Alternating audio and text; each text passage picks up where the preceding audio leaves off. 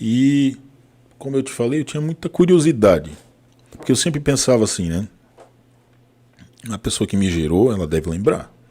Com certeza. Será que passa na mente dela? O período em que eu nasci, será que ela lembra?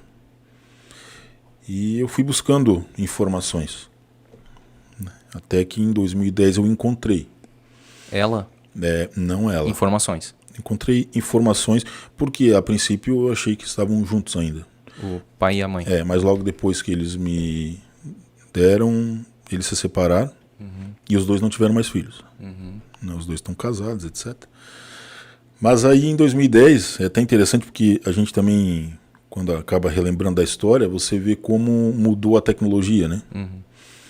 Eu tive informações e eu recebi o número do telefone da casa dos meus avós paternos. Eles moram em Araguaína, no Tocantins. Pelo número do telefone, eu lembro na época, eu liguei no 102 e pedi o endereço da rua. E ali eles me passaram. Isso era novembro de 2010. Eu falei, mãe, vamos para lá. E a minha mãe, na verdade, tem muito carinho por eles. Eles, né, me deram para ela e tem uma afinidade pessoal. E aí eu comprei a passagem. Foi tudo muito rápido, André. Eu comprei a passagem, aquela que os parlamentares usam de Florianópolis para Brasília. Que o voo é direto de 2 horas. Então a gente saiu 6h30 Floripa até Brasília. Certo. 2 horinhas. E depois nós fomos Floripa, Araguaína, com escala em Palmas.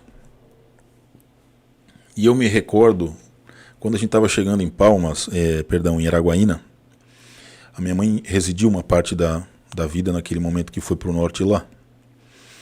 E aí o avião tentava pousar e não conseguia, um sol escaldante, uma turbulência gigante. E um momento eu olhei para ela, né, ela emocionada, eu falei, não mãe, né?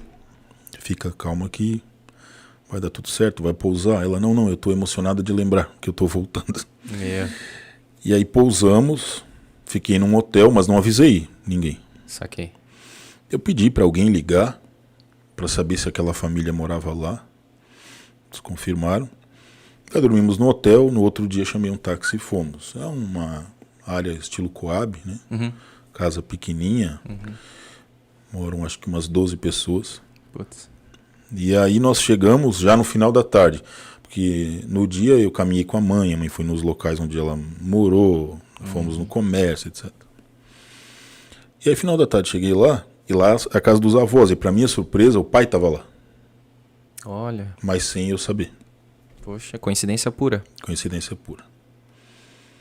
E aí quando a mãe chegou, eles reconheceram a mãe, né? E eu estava saindo do táxi com as malas e tal, aí se emocionaram.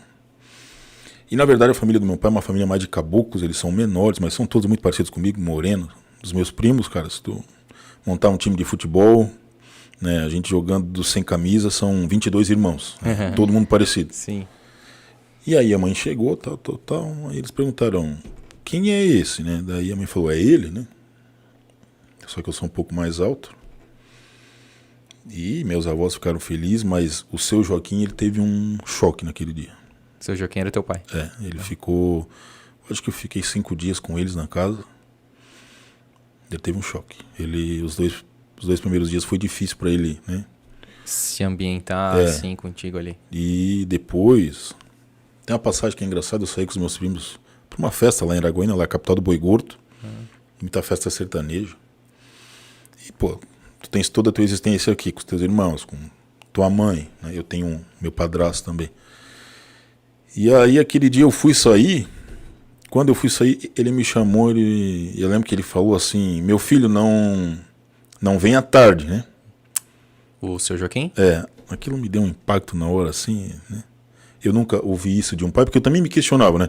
O meu pai me deu, e depois o meu pai adotivo morreu. Às vezes eu me perguntava quando era criança, mas por quê, né? E para um guri, sabe bem, a presença de um pai é fundamental. Total. O meu foi o contrário. Meu pai foi muito presente, embora separado com 2 anos, mas meu pai é uma referência para mim. E a ausência também. Ela acaba nos atingindo na mesma intensidade. Mas a gente supera aí, sem estresse. Então eu fiquei lá com eles, né? Meus tios todos muito amorosos, assim, felizes.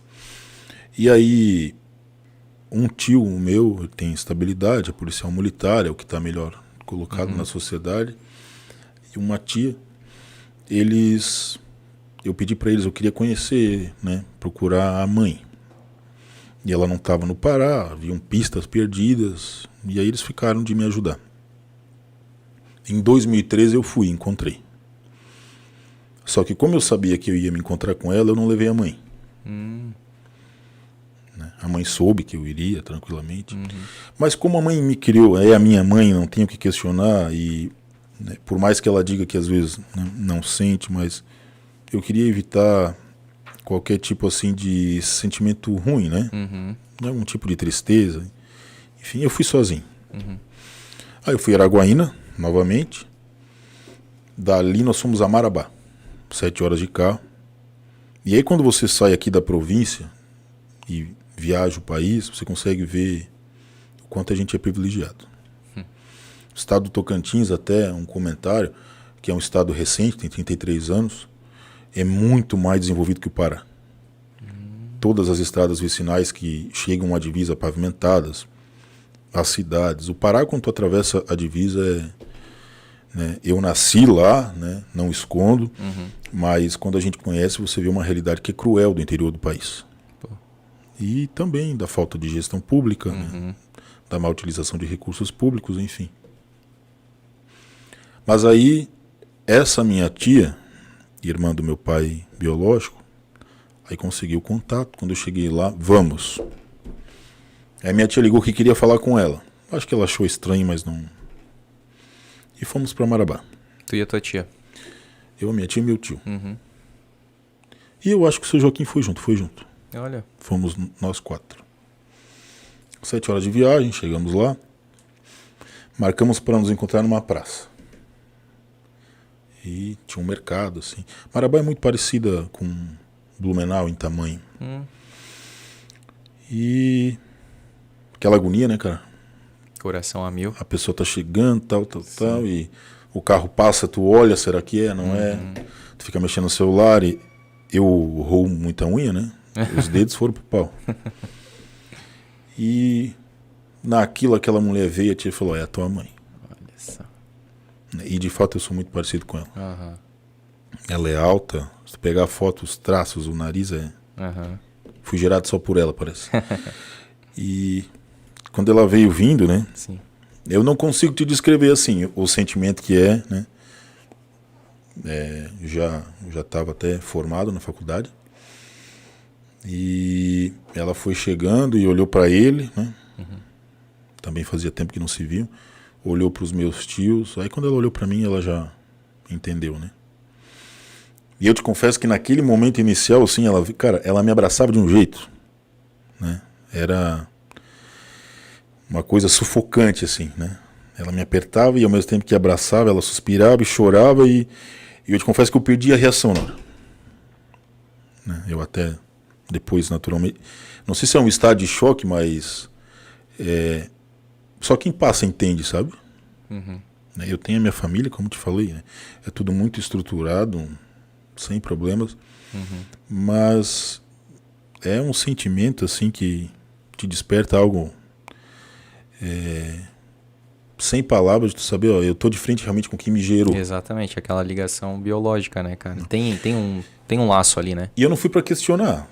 Sim. Eu até falei esses dias pro Alexandre Gonçalves numa entrevista, eu fui guardando as minhas fotos desde a infância. E eu repliquei, entreguei tanto para o pai quanto para a mãe. A minha mãe se chama Dona Ercília. Ercília e seu Joaquim. Ercília e seu Joaquim.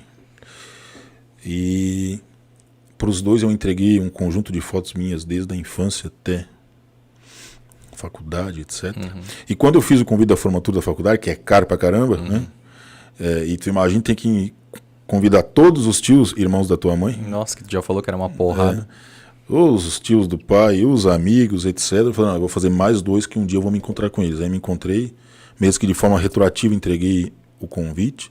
Às vezes eu converso mais com o pai por rede social, assim, que legal. ele me manda fotos do convite, tá lá na estante da sala, né? Poxa.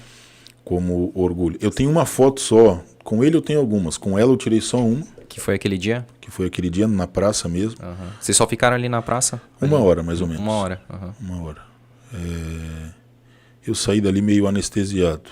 Tipo, anestesiado sem saber o que sentir, o que pensar? Ou tipo, meio que missão cumprida? Conheci minha mãe, é isso? Missão cumprida. Porque na verdade, se você for olhar pela idade que eles tinham, ela podia até ter abortado. Pô, no 16, interior 15 do país, anos. sem assistência. Então, o meu coração sempre teve um sentimento, eu tenho que encontrar para agradecer, porque eles me deram para uma família decente, né? Verdade, cara. Eu tive toda a estrutura. Eu indo na cidade onde nasci, por isso que eu te falo, ali eu pude perceber que eu estaria fadado a não ter curso superior, né? A não ter uma outra condição de ensino, porque é a realidade posta para eles. Então, claro que você tem algumas exceções que se esforçam, vão para Belém, vão para Marabá, vão para as cidades polo, mas a cidade de São Geraldo do Araguaia é muito atrasada. Né? Esgoto a céu aberto, na rua, é uma situação assim que choca, mas ao mesmo tempo te dá muito mais maturidade para agradecer e para dar valor onde eu tô. Com certeza. Santa Catarina, cara, é um paraíso.